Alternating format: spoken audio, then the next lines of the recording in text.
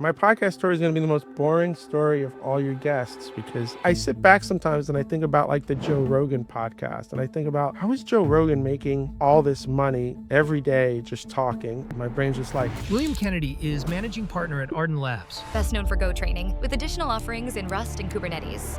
I've spent over a decade making sure people can trust that when Bill Kennedy's writing something or he's on stage, this isn't going to be a sales marketing job. This is going to be Bill interacting one-on-one with you. The less I know about you, the better. I love being ignorant about the guest as much as I can. It's funny, right? Because I get to explore who they are from a very neutral space. I wonder, will I reach a certain number of guests where it starts to... Welcome to the Consulting Leaders Podcast, where we talk about the business of consulting.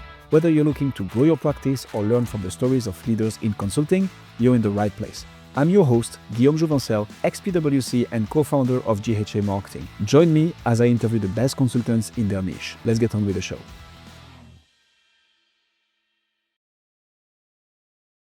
Bill, can you tell me your podcast story, please? My podcast story is going to be the most boring story of all your guests because I'm not doing this for money, right? So my company, Ardan Labs, we are a training/consulting company in the Go programming, Rust programming, Kubernetes sort of space. That's where our niche is. For people who don't know tech, pretty much you cannot access a website today whose backend isn't written in probably Go or Rust. Like, this is the language, though. Now with a lot of AI systems, people are going back to another programming language called Python. So that's my company. And my company is really about helping people just be better engineers. And so a lot of the time that I spend is around content, right? But not creating content that is selling. It's creating content that's helping people with the idea that there's karma involved. So if I help enough people, like genuinely help enough people, then that will somehow come back in return with training dollars, consulting dollars, that kind of thing. From a business perspective, it's a content game. It's two things. It's a content game and then being present physically wherever people are. I've written well over 100 blog posts. I've written 2 books. I'm doing a constant amount of video now because just writing is really hard and I'm kind of burnt out on the writing. I could share with you a little project I'm working on to sort of solve that. And I always wanted to do a podcast, and I thought, okay, I could produce more content if we did a podcast, but I didn't want to do a traditional podcast. We get some guests for some tech I wanted to hear people's stories. So the podcast started off with my friends or people I knew online through the Go community, sort of telling their stories. And then suddenly, I don't know who's listening to my podcast, to be honest with you, because I'm not marketing it. I'm not sort of promoting it. Like even my marketing team, other than something on X and LinkedIn every other week when we publish things, it's like a small piece of everything, right? And now I'm getting people whose job it is to get others on podcasts, I guess. I don't know. I got a handful of these people that sort of showed up, and they're sending me really interesting guests, people that are sort of outside of my community. And even if it's not tech, but most people are in tech at some level, right? Though I'm dealing with CTOs and CEOs now and stuff.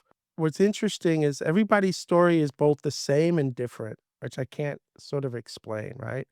Like everybody has a very similar story when you start talking about high school and going to college and their first jobs, but at the same time, it's also very unique and it's just super interesting. And so the podcast has sort of shifted maybe from talking to pure engineers to talking to just about anybody who wants to jump on and tell their story. And it's really about, from a business perspective, for me, it's about producing content and having it out there so people know I exist. And then it's a personal thing for me because I get to hear these cool stories and meet people I wouldn't have otherwise met. I'm very anti-advertisement on everything I do. Even on my website, they wanted to put like ads around my blog posts, and I screamed and yelled because I think that eliminates trust from people. And I've spent over a decade making sure people can trust that when Bill Kennedy's writing something or he's on stage or he's doing something, this isn't going to be a sales marketing job. This is going to be Bill interacting one-on-one with you to try to impart some knowledge and help you, right? And so again, no advertisements, no, like, not even art and stuff. I scream if I see it. Now, they slip it in every once in a while because I don't listen to every single show, right? And then I explode sometimes, but that's not what this podcast is for, you know? And trust me, I sit back sometimes and I think about like the Joe Rogan podcast, and I think about how is Joe Rogan making sort of all this money every day just talking. And I've listened to a couple of his shows. I don't hear advertisements and stuff even on his stuff, I don't think. If they are, it's small. I listened to him on a couple of car rides. I had to stop after 3 shows because everybody just wants to talk to him about MMA at some point, and that just gets old, right? Like, he's gotta figure out how to do a show that doesn't end up talking about fighting. And I enjoy the MMA, but how many times can that come up, right? So I got sort of disconnected. But it's mind blowing to me how like, I don't know where the money's coming from for even if you look at like a Howard Stern, he's been doing it forever, and then he jumps over to Sirius Radio, right? Like, they want to pay him hundreds of millions of dollars. My brain's just like, I don't understand. Are they trying to get subscriptions? Are they like whatever that model is, right? But I'll tell you this. I book a show much like we did this, right? Like, hey, do you have time? You have time now? Let's go. Let's do it, right? Yeah. My life is so haphazard that even if somebody came in and offered me $10 million dollars a year to do a show and I had to be every single day at a desk, I'd say no. I give kudos to Joe Rogan and I give kudos to those guys that are willing to basically upheave their lives to be somewhere at the same time every day because you lose freedom. Let's not kid ourselves, right? It doesn't matter if he's sick. It doesn't matter if he wants to go take a trip. He's locked in at a desk 5 days a week now, whether he likes it or not, right? Like, to me, it's a prison sentence. Now, I get the money and I'm going to do it for 4 years and I'm going to be set. Fine, whatever. But I think at 55, with the way my life now is, maybe if I was in my 30s, who cares? But that's a prison sentence, dude, right? I mean, think about it. Anyway, I hope that answers a little bit of the question. It does, and you're giving me so much here, Bill, which I love, and we're gonna follow up on a few of those. So I hope for Joe, I'm not listening to him as much as I used to. I hope for Joe that he likes what he's doing. I think he does, right? It's like just interacting with people, being genuinely curious. I mean, when you get what is it, 9 figures deal for your podcast with Spotify, you probably do the effort of sitting with somebody for 3 hours a day and talking to him. But I think he likes it. Oh no, you better like it, right? Exactly. Because Exactly. I mean, I don't care which way you shape it. I guess it's like what we used to do when we were young, 9 to 5, go to a cubicle. I mean, I did that for 20 years. I didn't consider it a prison sentence. I considered it a paycheck. But I guess I was younger then. I don't know how old Joe Rogan is. Maybe he's got nothing else really going on. So, I mean, I don't know, dude. But it's interesting, right? That's the way I look at it at this point. Joe is 58, apparently. See, 58, dude. He's older than me, man. I don't know. At some point he's gonna have to like just say, I want to do something else tomorrow, right? I don't know. Maybe money drives you. I don't need to make $100 million in my lifetime. I think Just 5. that's ridiculous. Just the first 5. 5. I just need 5. I need 5. If I can be $5 million liquid cash in the bank, I'm done. I've structured my entire life around that. I really have. No matter how much money I make, my day-to-day life is structured around 5, and that means like say 5% a year on that, right? 250,000 a year. My entire life is structured on that. Everything else is gravy. But if the world comes to an end tomorrow, right, I'm going to be fine because I'm not living a life that requires a 500,000 like fixed. We're talking mortgages and cars. And I just met a guy that I talked to on a podcast who since 2006 has been a nomad. He has basically traveled right now he's in Italy, right? He's a journalist, him and his wife. And he told me one of the advantages of this, other than that, right? And he'll stay someplace for months. It's not like he's bouncing every 3 days. But he said something to me that was really interesting. He said, when the money's good, right? He's making money as a journalist. He's living in Venice.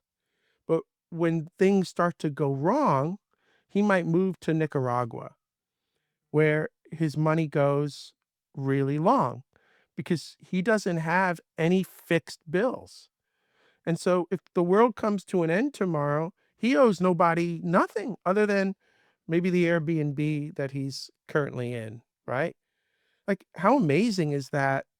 He could basically live on, I don't know, 50,000 a year, 40,000 a year, 30,000 a year, just by moving freely to an area where the dollar just goes farther, right? Now, I don't know if I can live like a nomad, and they've been doing it for 20 years, but Yeah, there is a lifestyle for everybody, I guess. And if you're happy and comfortable with yours, why not? What's in it for you though, Bill? Because and we're gonna get back to this on like the length of your episodes, right? You typically do rather long-ended episodes, an hour and a half plus. There must be something in for you. I mean, you've published, what is it, 130, 140 episodes by now? I honestly don't know. I understand you want to give back, you want to help people become better engineers, you want to put content out there, create good karma. I get it. But what's in it for you at the end of the day, though? It's another way of creating content where people can sort of find us and hopefully over time trust us enough to ask us if we could help them. It's another way.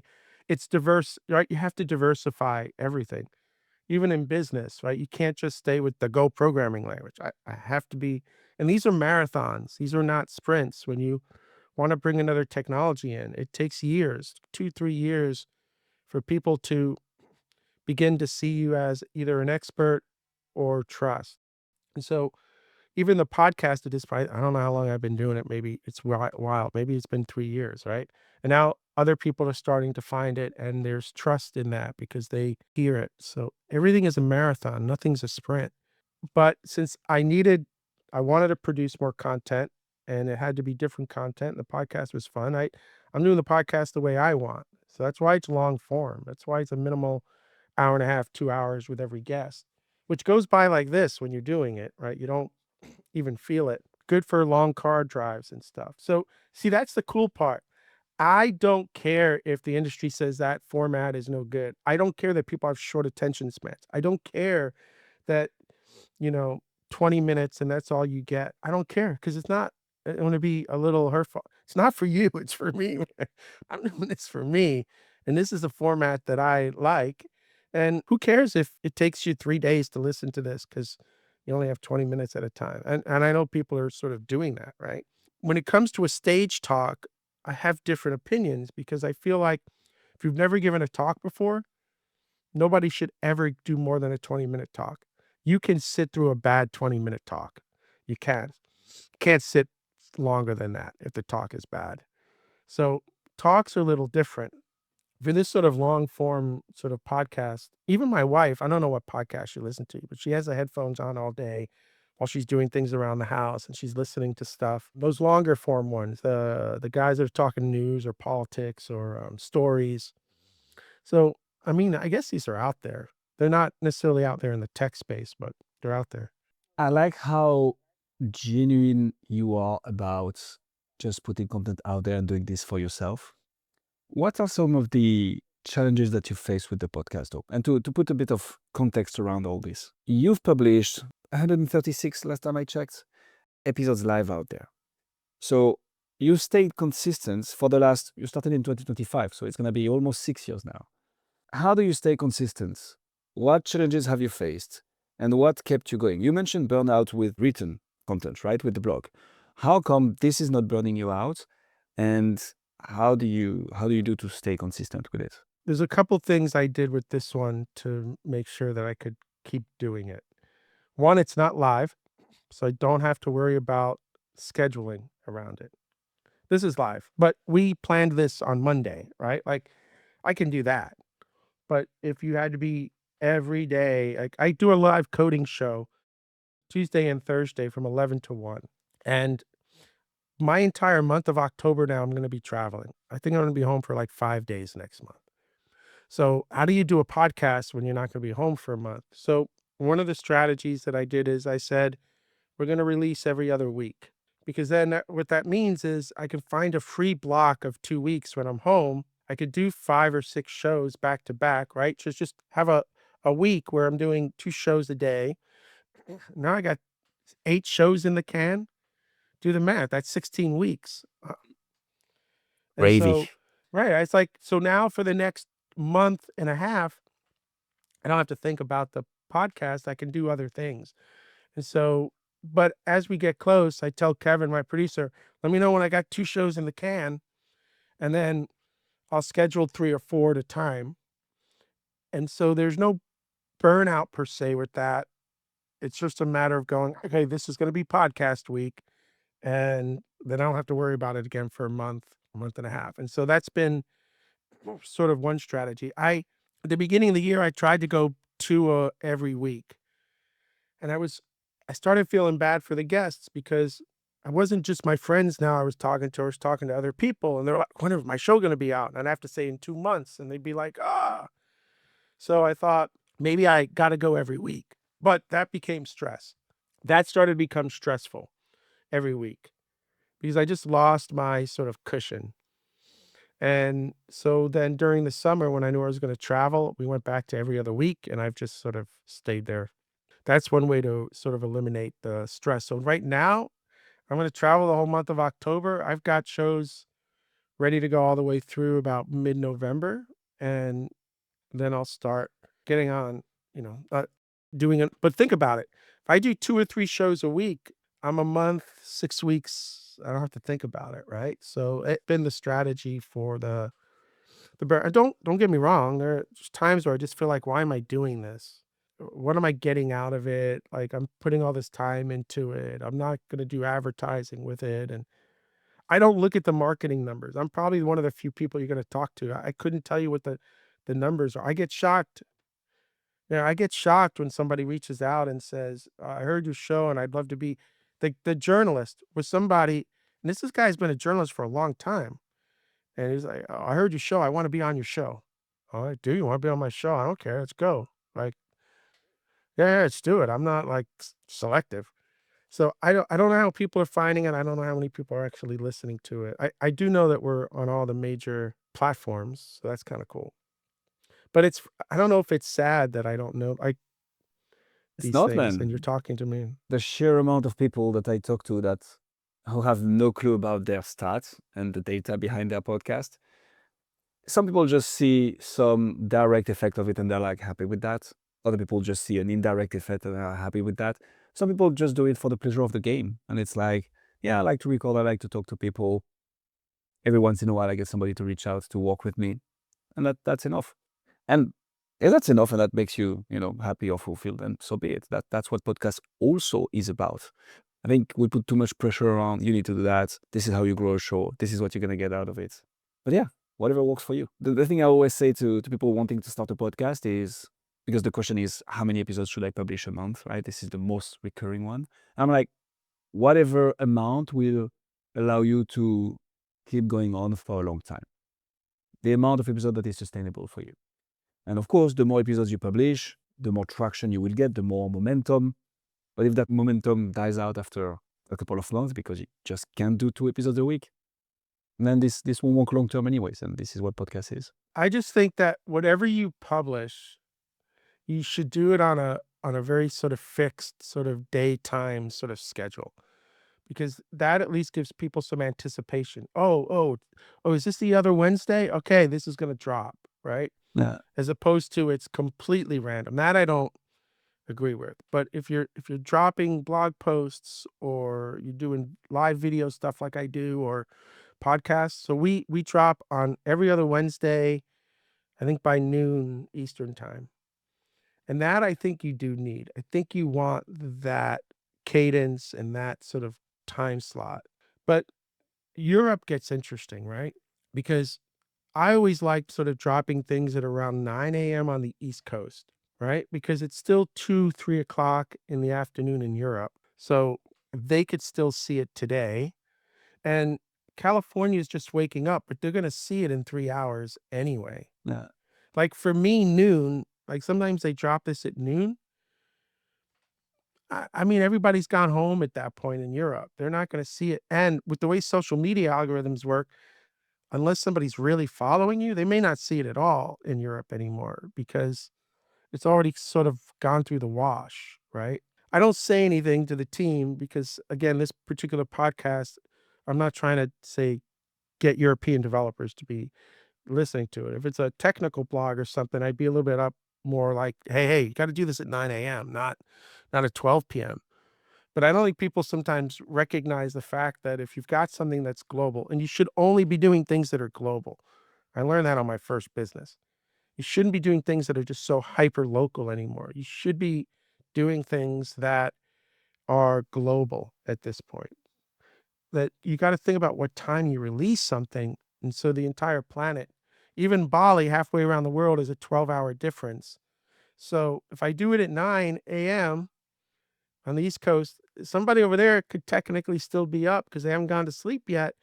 And they could potentially see it, but the washing machine, it doesn't run that much while they're, you see what I'm saying? I've had to think about time zones quite a bit over the last 12 years, bouncing all over the planet. So I think time is really important, especially in the US. If you're going after West Coast, East Coast, 3 hours doesn't seem like a lot, but everybody's at a different point in their life every 3 hours. And so how do you capture everybody at the same, at a good moment, not the same moment, right? My lunchtime is their breakfast time over there, right? Me winding down at 3 is they're in the middle of their day. So like you don't think about these things, right? But you have to. I'm coming from Europe. I'm coming from France, as people might hear with the accents. Now in the US, and this hits me even more. The first moment I really realized that was when I had to think when I wanted to publish my LinkedIn posts. I think with podcasts, it's a bit different. So you touched upon two things here, Bill. The first one is consistency. So I 100% agree with you. You must be consistent. When I said you should go for the number of episodes that you feel comfortable sustaining for the long term, this also means that you feel comfortable being consistent with in the long term, whether that be 1 episode per week, 2 episodes per month, 1 episode per month. You want to keep it consistent because you want people to know when to expect a new episode. The idea is also to get a compounding, like make it a habit for people to listen to you. And you do that by publishing same day of the week, same time of the day in a consistent manner. Time zone is interesting. Our US clients like to publish very, very early. I think there is culturally, the US wakes up a bit earlier, finishes work a bit earlier as well. So that makes sense. And this allows them to be live in UK, Europe for the English-speaking people around noon, which makes sense to me. But then whatever works your boat, the best thing to do for people really wanting to drill on that is to test and iterate, right? Take a 3-month period, publish for a month at a certain time, another month at a certain time, and you will see how many people listen to it in the first 24 hours. Because at the end of the day, the loyal audience will come back to you anyways, right? I know that Bill publishes, say, Tuesday, right? But my podcasting time is Saturday morning when I go to the gym, and I listen to it then. But having that consistency is good for sure. You've spoken about good karma when I first asked you the question, tell me your podcast story. Did you witness some of this good karma? Like, have you been able to see direct or indirect good karma from the podcast and putting out those 1.5 hour episodes live for people to become data engineers? I think every business that I'm in, I base it on karma. I honestly believe that, Yes. right? I believe that if you put good energy out and you help people, that over time, that comes back. You don't see it immediately, but a year can go by and you can think about all the positive things that happened and the people that were involved, and then you can start sort of connecting those dots. I think if you're just out there driving sales and driving marketing and just put you might get some, but again, everything has to look not like a sprint. Everything's a marathon here. And so everything I do is about being good to people, being positive with people. I get people from all over the planet, people who have lost their jobs, people who are in third world countries, people that are struggling and need the training. And everybody knows this when I'm out. I always say, look, I got to put milk on the table, but I know the price of this stuff is fairly high, the stuff that I'm selling from a video training perspective. And if your company can pay for it, please ask them to. But if they can't, I'll charge you what you can afford. I'm not looking to charge you beyond that. For some people, the answer is zero. I can't afford anything right now. It's $20. Some people can afford 200. And I'd rather have 10% of a million than 0% of 100 mil, right? So, Yeah. but I think that's the karma, right? Karma is this person that I charged $200 to, maybe one day ends up becoming a director. They have the ability to make financial decisions. They need help. Maybe not. There's no guarantee, Yeah. right? So I just ask people all the time to, if I'm helping you, then your job is to basically help somebody else when that moment comes. And it may not be me, but just, I forgot how they call that term, but just like return that favor at some point. And that's all. But I've learned over the years that for my business, right, from an engineering business, the people that are just engineers today, some percent of them are going to move up into management. Some of them are going to move up into executive management. And at some point, they're going to need help. And in many cases, they remember me and they reach out. And I can't always help them, but I got the phone call. And that's, to me, the karma part of it, right? You can't be looking so short term. You've got to look long term on everything. And people's lives are in different places at different times. And so you do everything you can to help somebody that's within reason. My business partner has to yell at me all the time. We're not a charity, we're a business, and that's fair. It's fair. But me giving away video doesn't cost me anything, honestly, right? It's not a physical cost to give you a coupon code. It's different if I had books, physical books, that physically cost me something. But giving you 20 hours of video, what does that cost me? Pennies or something, right? So you have to look at that too. But that's what I mean by the karma. Like your first priority needs to be helping people, not making money. The money will come. Like at least it's been my experience. The money will come if you're doing the right positive things and you're making the right decisions. The money will come. It will. This ties back to a concept that we try to push in podcasting, which is building goodwill. At the end of the day, especially in B2B, people don't trust strangers on the internet anymore, right? 10 years ago, you could random some ads, have a 10K offer, and people will get into a call, potentially buy. Now it's much, much harder.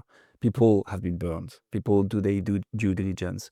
People will check you up online. And if they see that you've been providing value to the industry for the last 6 years with like hours of videos live, well, this definitely might help. And it's about building goodwill, sometimes making an ask, but letting people come to you, which is the power of podcasts, in my opinion. One of the things that we discussed during our pre-brief chat, Bill, was the power of being in person. It was particularly focused around conducting business, right? So not necessarily podcast, which is why I'm interested to get your take on this. So you record episodes, you're like recording remotely like we are right now. What's your take on in-person podcasting? Is that something that you do or want to do? What's your thoughts on that? I mean, I would love that, right? There's nothing better than being in a room. When I do training, okay, I have two choices. You can put me in front of a camera or you can bring me into a classroom. If you put me in front of a camera with 20 people, 5 people are going to turn their cameras on. And I'm going to interact with those 5 people. And it's going to be a struggle because the energy connection between me and you is all basically this visual of your face, and I can't really connect. I could try, I can get you to laugh and I can have these moments. But if you put me in a classroom, I can interact with all 20 of you. I Yeah. walk around the classroom. I can exchange energy. And I tell people, like I'm a vampire when I'm in the room. I'm going to suck all the energy out of this room. You're going to be exhausted at the end of the day because I'm going to feed your energy to give you more energy, right? But I know when somebody's tired. I know when somebody's disconnected. I know when something's confusing. I know everything when I'm in the room. And then I can be a better, say, teacher. I think it's the same in any sort of conversation. If we were sitting at a bar and we were having a conversation and I said something, maybe it's not in your face, but it's in your body. I said something that you didn't like. I said something that there's all these sort of interactions that even though we're looking at each other here, it's just, there's no energy flow, right? I don't feel your energy on this beyond just seeing you. And so I think the format like a Joe Rogan has, where that guest is there, I think can only enhance sort of the conversation because you're having that sort of real personal experience with that. You forget at times that the microphone is on and the camera's on. Even me right now talking to you, right? Sometimes you forget, but if you're in the same room, you completely forget, which is cool. I mean, if it's live, you gotta kind of keep in the back of your head, I guess. But I would love that. But I think that's harder to do unless you're at a Joe Rogan level where you have that studio and people are coming to you. If I was going to do podcasting at the Joe Rogan level, I'm not saying that money level. I'm talking this was going to be now my job 5 days a week. Then I would create a budget to bring people into a studio. I would create that budget to have them there. Right. Because I just think if that's your job to be podcast and that's where you want to make that money, then bringing people also, I think it adds more credibility. Anybody can do what we're doing right now, right? With a couple bucks. Anybody can Yeah. just start one of these like Riverside or like the Ecamm I was telling you at YouTube Live. Anybody can start doing this. But not everybody has the show where the guest shows up. That takes it to the next level. That's legit. That's real. Whether you have the full funding for that is irrelevant because you're creating the illusion that you do. Which is a good thing in a sense, right? The fact that the barrier to entry is so low, allow anybody to start a podcast nowadays. There is literally no excuse. But then indeed, as you ramp up and as you get better, and if the objective of the podcast is authority, which is a different ballgame than what we have been talking so far, then yeah, for sure, you want to put in the means, you want to have a better production and post-production, because this is the name of the game. But the barrier to entry to at least test the format, iterate on it, learn from it, and get better is like solo, anybody can start a podcast. What would be some of your recommendations, speaking of which, Bill? So you've been doing it for so long in a very narrow niche, more for the pleasure of the game than for actual business behind it. But if you have to think, and let's take the tech space, right? If you have to think about companies who want to start a podcast because, like you, they see the benefits of it, they know they can get a content machine out of it, and if they do certain things, they can generate leads from it. What would be your recommendations? What's the number one thing that you would do if you were to start a podcast for a tech company right now? Good, no different than what I'm doing now. I do not like the prep. I do not like the pre-interview. I don't like any of that because then you get on the show and it's like pre-scripted. Every time I get an email from a guest and they're like, um, here are some things I can talk about. And I'm like, I don't really care. That might come up. Like I'm the CEO, we're going to launch a new product. And I say, you understand that when you get on this show, you may or may not have a chance to really talk about that. It all depends on where things are going. I'll ask you right in the beginning of the show, what are you doing today? There's your opportunity. We may or may not get back to that. In fact, now that you've told me this, I'm going to avoid it like the plague because that's not what this show is about, right? I'm not bringing you on here to market your company. I'm bringing you on here to talk about your life, and that company might be a part of it, right? It might be the current part of it. But if you are working on tech that's interesting to me, well, let's talk tech. You better be able to bring that too, because I'm technical enough to fish that out if you're doing marketing. So for me, it's about the less I know about you, the better. I've had people on my show where halfway through the interview, I'm like, oh my God, I didn't know who this guy, like, this guy's for real. Like now I'm starting to be like the fanboy and I couldn't believe who I had on the show. Now I got to act cool again, like I don't know you, but how cool is it to be ignorant about somebody who's actually maybe done something that you really, really respect after you start realizing sort of who they are, right? And I think it's refreshing on the other side too, because I'm sure that this person is not used to somebody just talking to them like they're a regular, say, human being. And then you got to maintain that situation, right?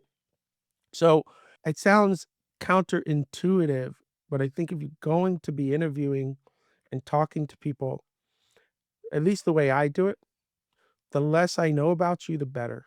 Because I want that to come out naturally in the conversation, and I want to be able to explore things.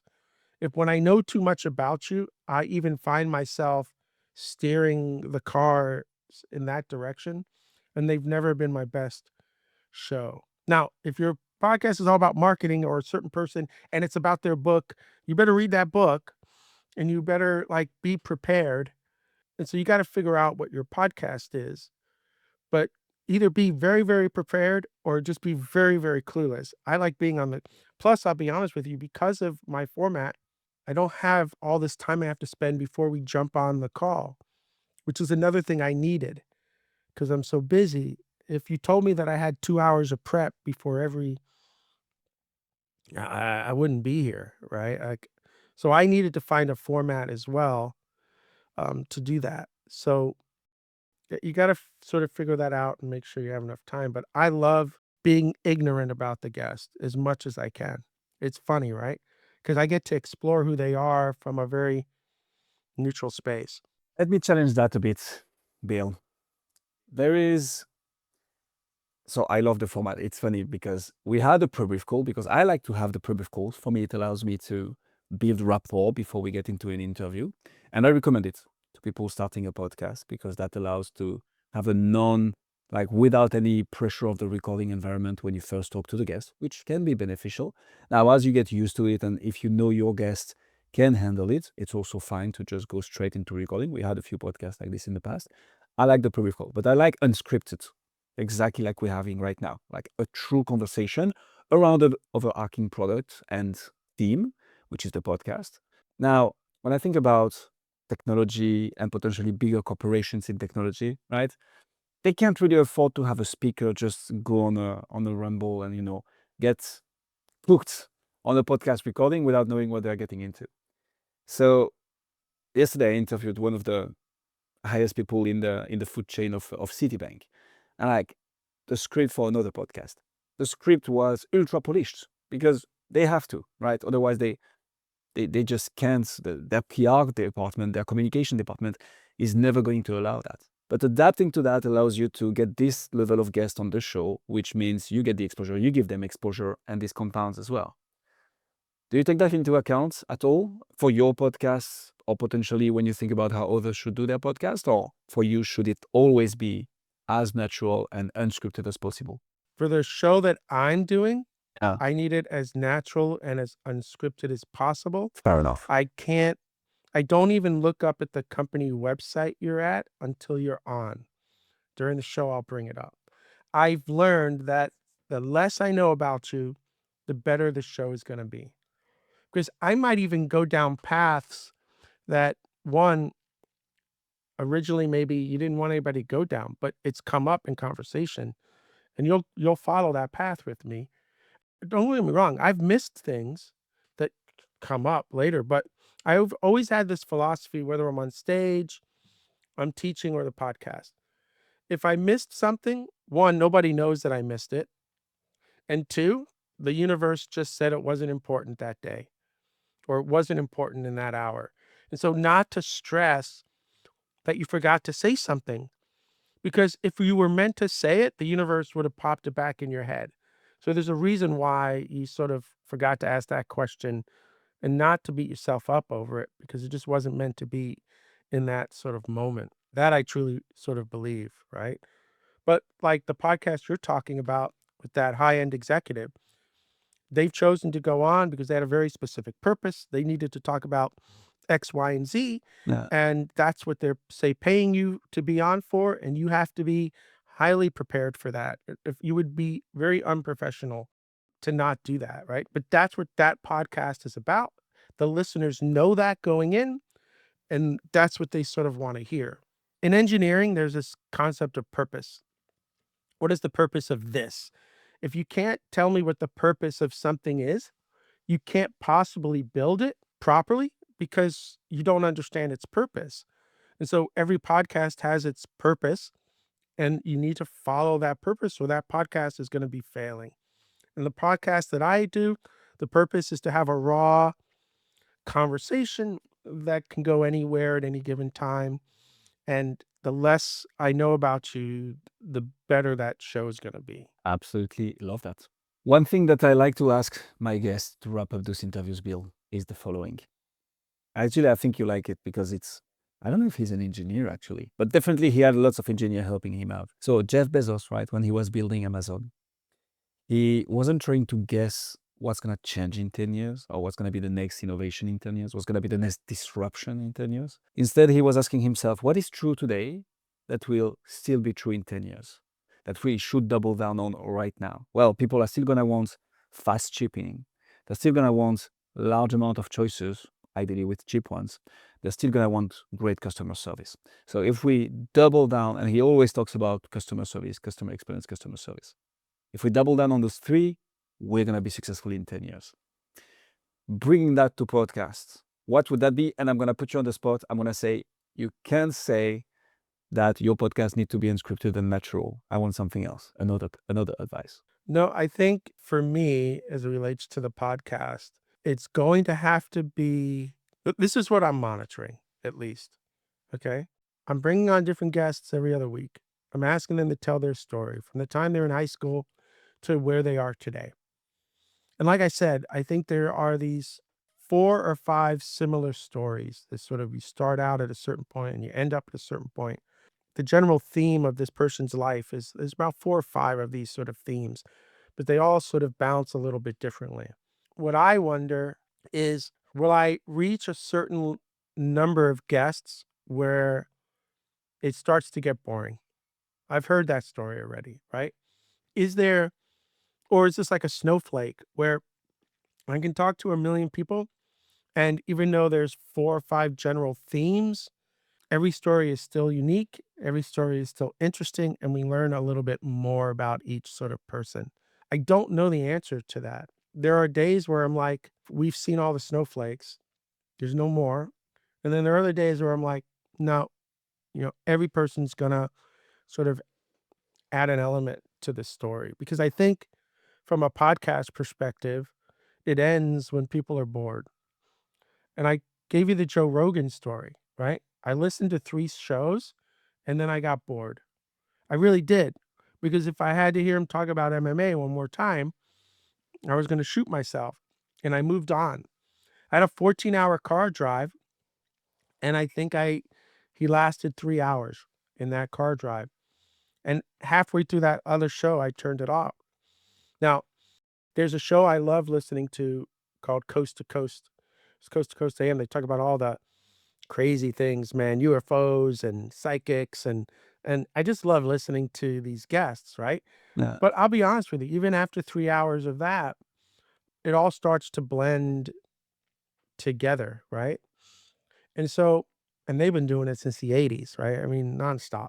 I think for me, it's not people's always going to need great shipping. I think people are always going to want to feel entertained, and that every guest is bringing something unique. And it's my job to pull that out because I'm the one asking the questions, right? It's my job to find that little thing they just sort of skipped over. Whoa, whoa, whoa, whoa, no. We got to get back to that, right? I love when the guest says to me, no, that's a great question. I haven't thought about that. Now I know I've hit something unique and real because I've got something specific to this person, something they've said, and something that even in their own mind is sort of interesting about themselves.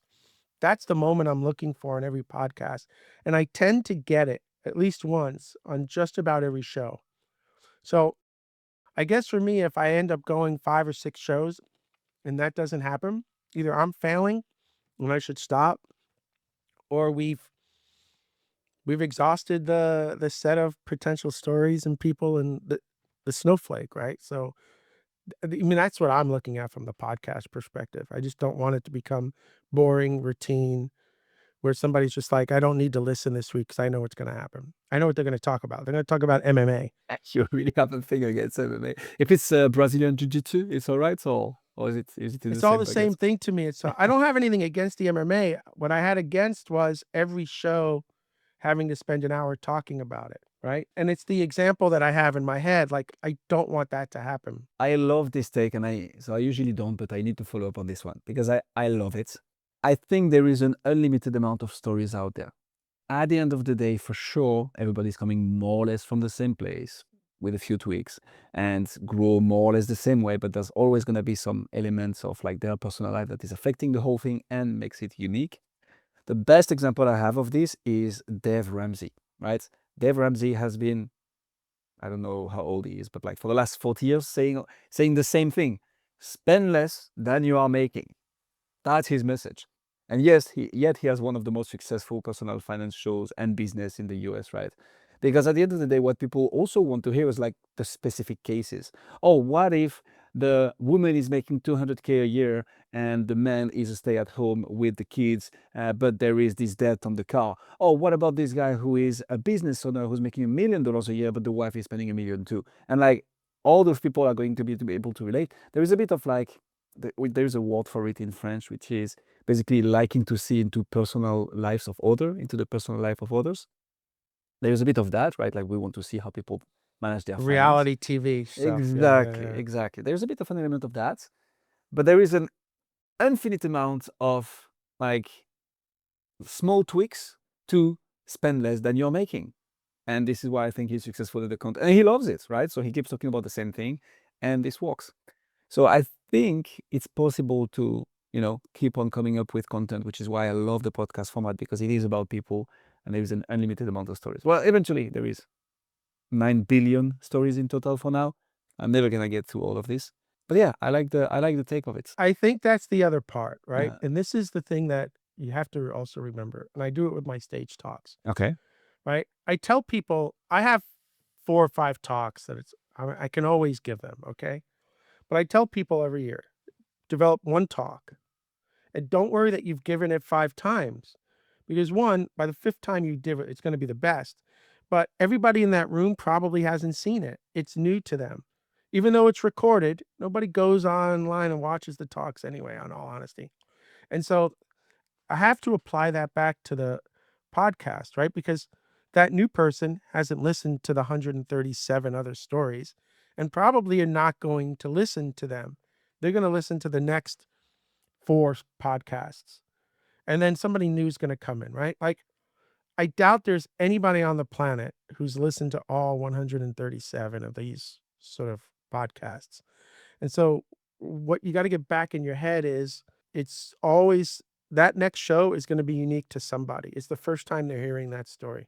Even though it's the 140th time you're hearing it at some level, it's the first time they're hearing it. And you have to keep that in your head while you're doing that show and not get depressed or started to nervous. I shouldn't say depressed. Get nervous that maybe this is duplicate content. It's not. It's the same thing with the stage talk. It's not. Amen to that.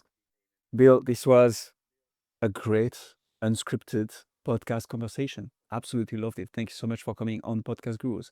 If people want to find out more about you, listen to you, have an unscripted conversation with a stranger about engineering, or find out more about you, where should they go?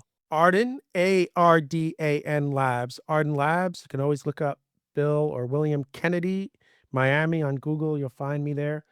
Email is bill@ardanlabs.com. Send me an email. You're only bothering me if you don't bother me. So send me that email, man. And I'll talk to you. I'll talk to everybody. I will put all the links in the description. Bill, thank you so much for coming on Podcast Gurus. Thank you. Thanks for joining us on this episode of the Consulting Leaders Podcast. We hope you learned valuable lessons on how to grow your practice and take your business to the next level. Make sure to subscribe and leave us a review wherever you're listening to this show so you never miss an episode. To apply and be a guest on the show, click the link in the description. See you next time.